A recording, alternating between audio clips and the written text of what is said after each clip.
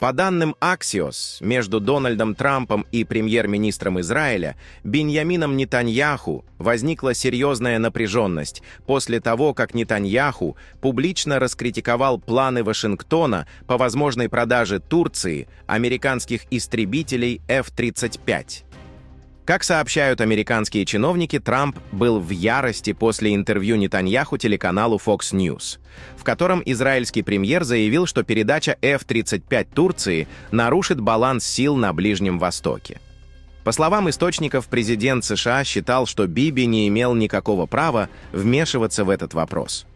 На этом фоне Белый дом до сих пор не подтвердил встречу Трампа и Нетаньяху, хотя ранее сообщалось, что переговоры между лидерами могут состояться.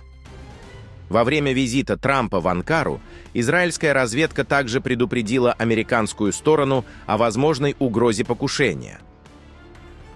По данным Axios, причиной стали сведения о том, что один из иранских чиновников обсуждал такую возможность. После этого США экстренно усилили меры безопасности, включая замену самолета Air Force One на более старую модель. Однако источники Axios отмечают, что информация основывалась лишь на одном неподтвержденном источнике и скорее отражала возможные намерения, чем существование реального заговора. Турецкие спецслужбы провели собственную проверку и также не обнаружили признаков подготовки покушения. США продолжают наращивать военное присутствие на Ближнем Востоке. По имеющимся данным, в регион перебрасывается группа американских истребителей F-16, прибывающих из Европы. Их действия будут поддерживать самолеты-заправщики KC-135. Кроме того, Вашингтон направляет в Израиль десятки дополнительных самолетов-заправщиков на фоне возможного расширения боевых действий против Ирана. Отметим, что последние дни США и Иран обмениваются встречными ракетными ударами друг по другу. США по территории Ирана, а Иран по базам США на Ближнем Востоке.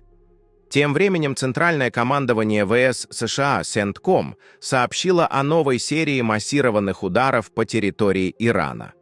В заявлении говорится, что атаки направлены на дальнейшее ослабление военного потенциала страны по указанию главнокомандующего.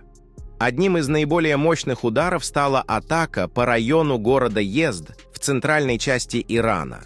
По сообщениям, было зафиксировано не менее 5 взрывов в горной местности Аль-Кадир, где предположительно расположен подземный ракетный комплекс. Это считается самым дальним авиаударом США с момента окончания войны. Также поступают предварительные сообщения о мощном взрыве в городе Ахваз, недалеко от дорожной полиции и нефтебазы. На этом фоне днями ранее иранские источники утверждали, что Тегеран нанес прямой удар и уничтожил американскую систему «Химарс» на территории Кувейта. Независимого подтверждения этой информации на данный момент нет. Бригадный генерал Ядолла Джавани заявил, что если армия США совершит такую грубую ошибку, то весь регион может попрощаться с энергоресурсами. По всей видимости, он имел в виду возможные удары по энергетической инфраструктуре региона и перебои с поставками нефти и газа в случае полномасштабного военного конфликта между США и Ираном. Также сообщается о массированном ракетном ударе Ирана по объектам на территории Иордании, Ирака, Бахрейна и Кувейта. Кроме того, появились сообщения о нанесении удара по мосту имени короля Фахда, единственной сухопутной переправе, соединяющей Бахрейн и Саудовскую Аравию.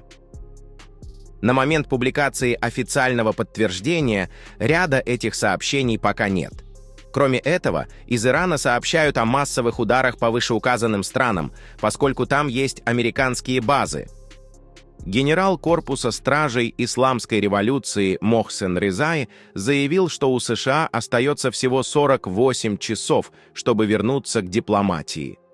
По его словам, после этого возможность переговоров будет исчерпана, а на смену дипломатии придет беспощадная война, последствия которой затронут не только Ближний Восток, но и весь мир. Он также предупредил, что в ближайшие дни Иран значительно усилит свои атаки, и американским силам придется столкнуться с массированными ударами ракет и беспилотников. На этом фоне сообщается о масштабных ударах Ирана по иракскому Курдистану. Под обстрел попали районы Эрбиля и провинции Сулеймания. По имеющимся данным, целью атаки в Эрбиле могли стать объекты, связанные с американским военным присутствием, однако официального подтверждения этой информации пока нет. Одновременно, по данным Axios, администрация Дональда Трампа уведомила Израиль о переброске в страну десятков дополнительных американских самолетов-заправщиков в ожидании возможного расширения военной операции против Ирана. Тем временем спикер парламента Ирана Мохаммад Багир Галибаф заявил, что меморандум о взаимопонимании утратил силу, а вооруженные силы страны получили полную свободу действий для ответа на любые угрозы. По его словам, Тегеран больше не считает себя связанным прежними обязательствами и намерен действовать по принципу «око за око». Это фактически означает прекращение политического урегулирования и расширение полномочий армии и корпуса стражей исламской революции при принятии военных решений.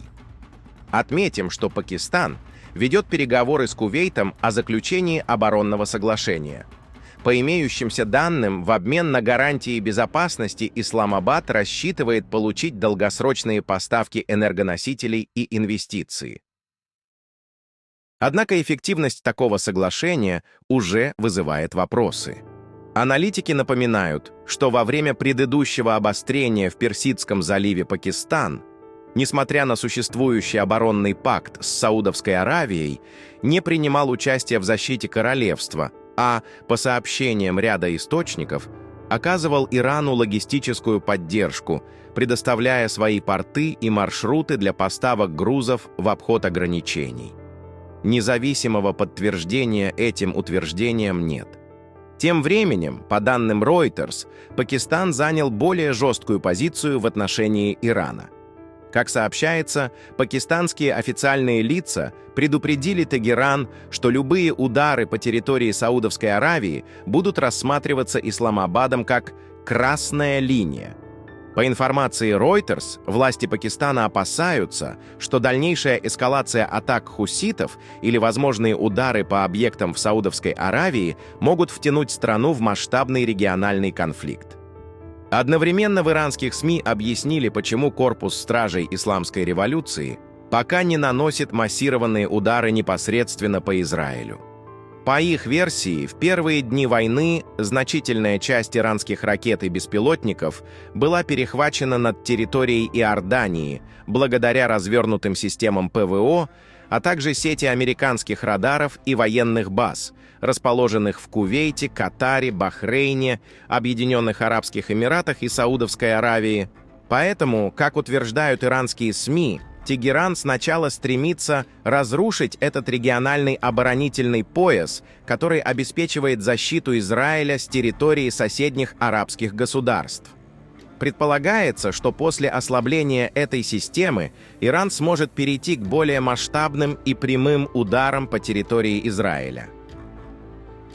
Пишите ваше мнение в комментариях и подписывайтесь на наш канал, чтобы не пропускали самые важные и актуальные новости мира и Ближнего Востока.